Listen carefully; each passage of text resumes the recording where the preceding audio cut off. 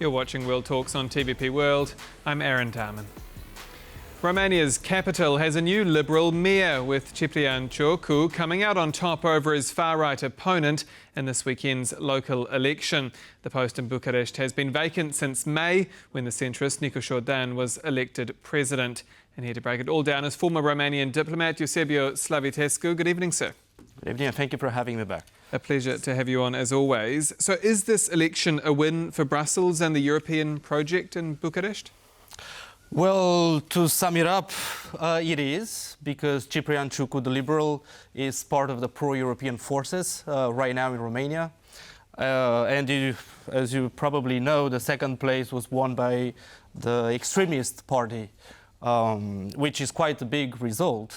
So if you take these elections, yesterday's elections, and you look at the votes, you will get 42% in the camp of the extremists and around 50% of the camps of the pro-European forces. So if after the political drama we had this year, remember starting December last year, we thought that somehow this frenzy, this patriot frenzy, as they like to call it, it might dissipate somehow, and then the social contract will be rebuilt once again. But if you look at the presence, if you look at the turnout yesterday, it's terrible. Only 33% of Bucharest, the people living in Bucharest, went out and vote. And out of these 30%, 32%, you have the scores that you have. So you have a mayor of Bucharest right now who was chosen with 10% of those who went out and vote. And that's very problematic. And coming back to this social contract, and that we talked here with some of your colleagues, the credibility of the institution, the credibility of the state, and how much can that last if you cancel election? Because again, canceling elections, it's terrible for democracy, because it is the most essential act of democracy. But as I also explained in this very studio, it was like cancer. You do chemo, and you might get a chance, or you die. So cancelling elections was sort of the chemo that we had to do. We had no choice. But you see this presence, 32%, it shows that the social contract is far from being rebuilt. And the public trust is very weakened, if not destroyed. And I want to ask you about that in just a moment, because I guess the question is, you mentioned the social contract, you also mentioned those cancelled elections. Yeah. What does this weekend's election tell us about Romania as a whole, especially on the back of President Dahen's victory in May, in that rerun of the presidential election, and of course all in the shadow of the Kremlin? Well, I can tell you that we are as divided as we've ever been right now in Romania.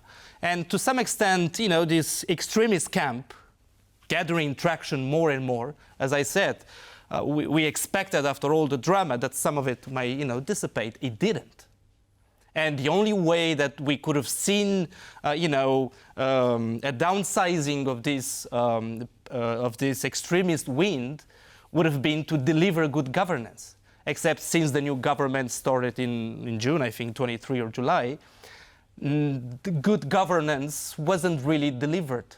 What was delivered was raising taxes, making people having a difficult life, because when you raise taxes, the pockets, they grow smaller.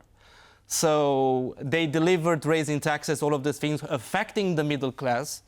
And on the other side, when the government needs to downsize, when we need to reform the public administration. For example, after the revolution, even today, we've never been through a territorial administrative reforms like Poland did in the 90s. Our country right now, it's still structured as the communist criminal regime structured. So it's not working, you see? So yes, we are a very divided society right now, and it's not stopping.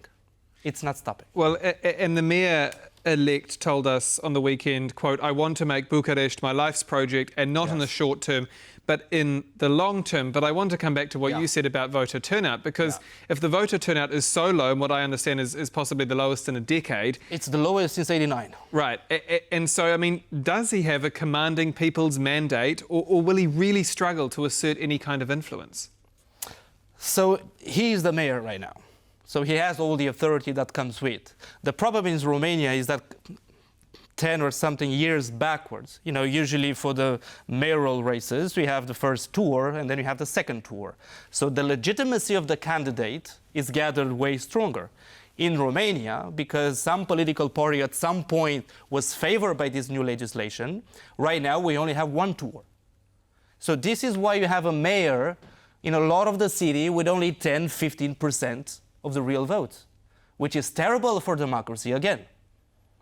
And Ciprian Chuku, the liberal mayor who won right now, he won for a very simple reason. He was the mayor of the district number 16, Bucharest, one of the poorest, couple of years back, and he managed to fully transform this district in only 4 years. So because he had those achievements, that's the reason why he won. And by the way, last night's victory for Ciprian Chuku, for the Liberals, and by the way, the Liberals really needed a victory. They haven't had one in a long time. You know, it also shows, it gives a direction of the politics in Romania right now because, you know, the mayor of Bucharest is the second most legitimate person chosen by the people. We have 1.8 million people in Romania, in Bucharest right now, and Ciprian Chuku was elected by only 220K. Which is an enormous disparity, right? Yeah. I mean, yeah.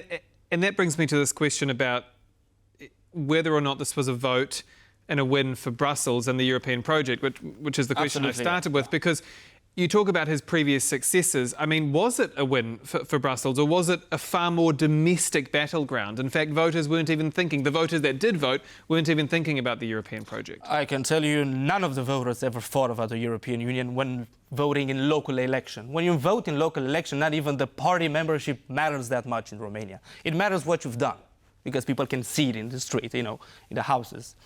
So in this regard, Ciprian Chuku had a huge advantage. Also, Nicu Jordan supported another candidate, a candidate of the USR party, that in the past 10 years, they sort of had the main base in Bucharest.